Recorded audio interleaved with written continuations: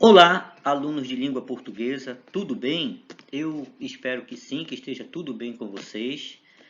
Então vamos a mais uma videoaula de língua portuguesa do professor Amoras, ok? Na qual nós vamos continuar, né, os nossos estudos semânticos, falando agora de ambiguidade. Estudando a língua e a linguagem com o professor Amoras. Então, como eu havia falado, nós vamos falar hoje sobre ambiguidade ou anfibologia, beleza? Então, grave bem essas duas palavrinhas, tá?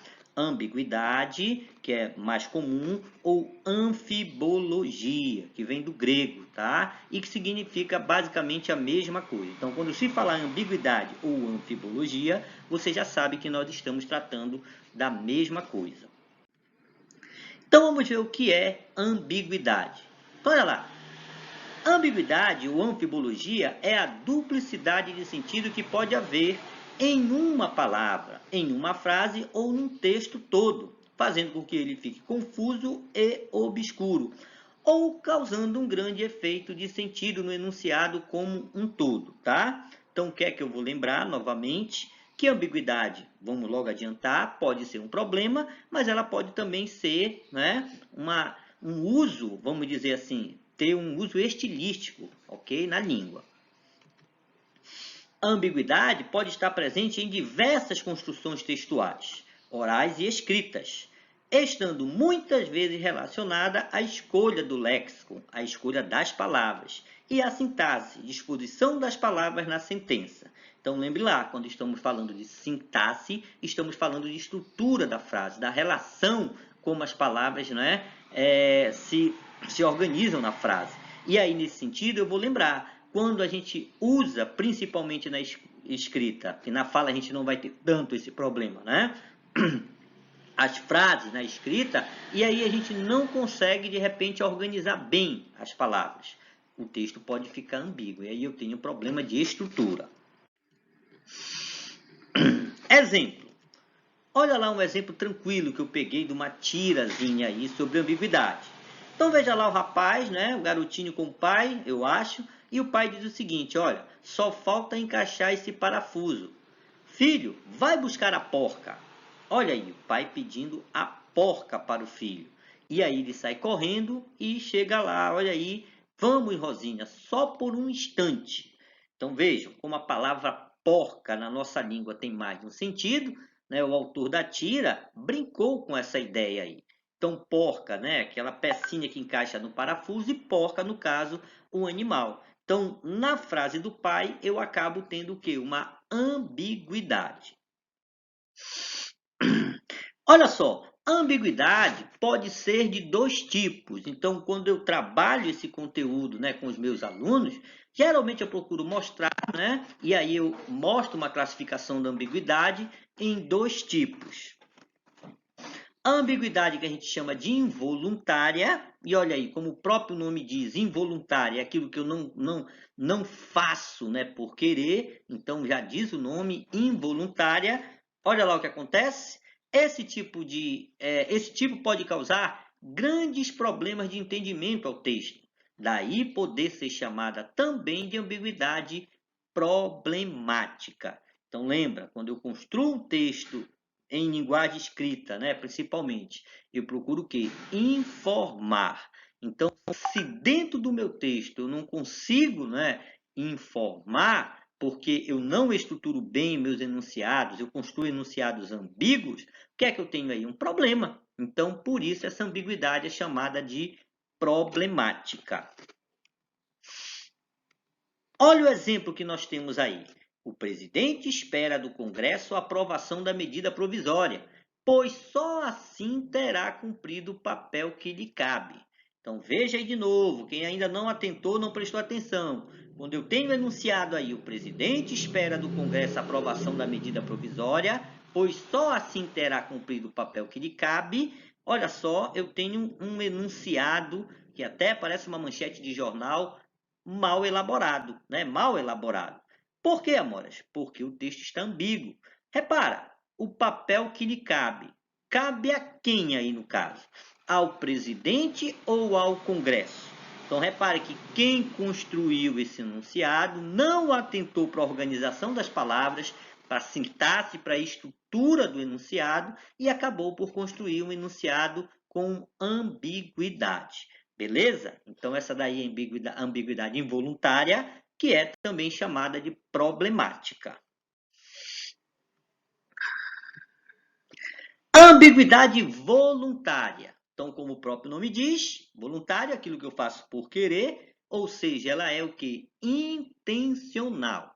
Então, eu sempre gosto de dizer que os bons autores, né, bons escritores, o pessoal da propaganda, os bons, eles geralmente sabem muito da língua, para não dizer que sabem tudo. Então, percebendo o funcionamento da língua, muitas vezes o significado das palavras, eles constroem textos muito bons, com efeito de sentido, né? Justamente para chamar a atenção do leitor. Então, nesse caso, eu tenho o que a gente chama de ambiguidade voluntária. Olha aí, esse tipo de ambiguidade é construído voluntariamente pelo autor do enunciado, com a intenção de causar grande efeito de sentido, ou seja, de chamar a atenção, né? De chamar a atenção. Olha o exemplo que a gente tem aí. Já tinham visto? Então, repara aí.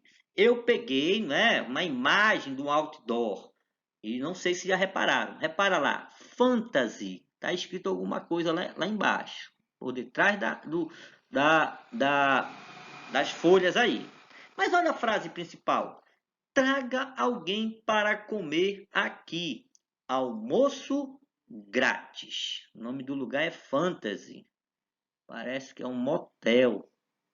Olha aí como a propaganda desse lugar, né, trabalhou muito bem a questão da ambiguidade de forma intencional. Então, provavelmente os autores perceberam, né, que nós já sabemos que o verbo comer na nossa língua ele tem mais de um significado. Então, um sentido de ingerir e um outro sentido aí, né? Então, olha lá, traga alguém para comer aqui. Almoço grátis. Então veja que é uma propaganda de um lugar que a gente leva as pessoas para comer, ok? Então, por favor, fiquem atentos à linguagem. Então, olha só, traga alguém para comer aqui. Almoço grátis. Então, repara como a propaganda de forma inteligente trabalhou com a ambiguidade do verbo comer. Então, essa ambiguidade foi construída nesse texto publicitário de forma voluntária, de forma intencional. Eu vou lembrar que alguns autores até falam em ambiguidade estilística, não é? Quando ela é construída de forma intencional. Nós falamos já dos tipos, né, de ambiguidade. Agora vamos dar uma olhadinha como é que ela ocorre para você ficar mais entendido ainda sobre esse assunto. Então preste atenção, por favor.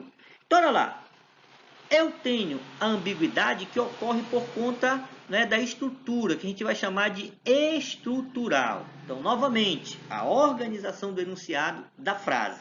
Então, essa ambiguidade estrutural provoca ambiguidade por causa da posição das palavras em um enunciado, gerando uma má compreensão do seu significado.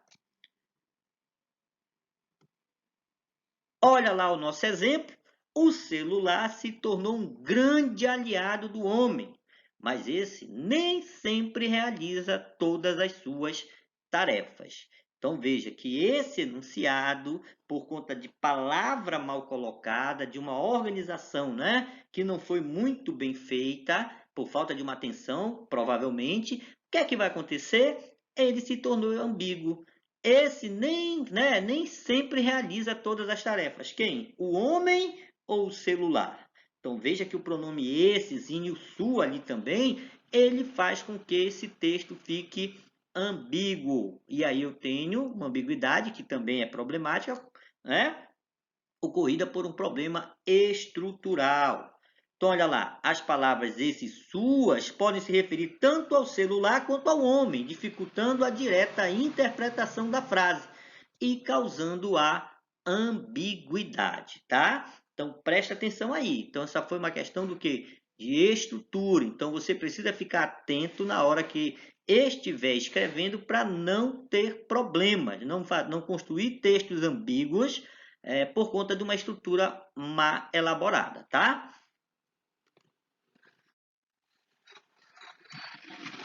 Ambiguidade lexical. Então, além do problema com a estrutura, eu posso ter uma ambiguidade ocasionada por conta do léxico, ou seja, das palavras. Então, olha só, ocorre quando uma determinada palavra assume 2 ou mais significados, como acontece com a polissemia. Lembra quando eu tenho uma palavra com mais de um significado? Olha só o exemplo aí. O rapaz pediu um prato ao garçom. Um prato, né? Então veja aí, por conta, né, do léxico da palavra prato, que pode ter mais de um significado na nossa língua, nós temos aí uma frase ambígua, ok? No exemplo acima, a palavra prato pode se referir ao objeto onde se coloca a comida ou a um tipo de refeição. Então, o rapaz pediu um prato ao garçom. Olha lá. Então, não fica claro a qual prato, a qual ideia de prato está sendo, né, feita referência aí no caso. Entendido? Então, uma ambiguidade causada pelo uso do léxico aí. Ambiguidade e polissemia. Então, olha o que vai acontecer. O fato de uma palavra ter muitas significações é também chamado de polissemia. Lembra que nós estudamos isso? Então, poli, vários, semia, significado. Então, quando uma palavra tem mais de um significado, vários significados, costumamos dizer que ela é polissêmica. Olha o exemplo aí. Então, ficou combinado que nos encontraremos no banco. Então, olha só, como eu tenho uma ambiguidade aí no banco. Que banco? O banco da praça, o banco instituição financeira, banquinho ali no canto. Então, repare como a palavra banco, que é polissêmica na nossa língua, foi a causadora da ambiguidade aí no caso. Ok? Então, é mais ou menos aquele exemplo da porca que nós vimos lá.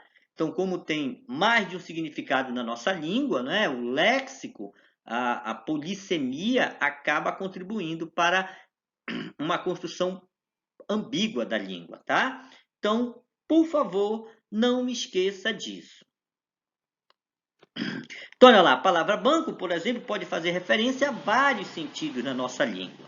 Então, eu quero, né, espero que vocês tenham entendido legal.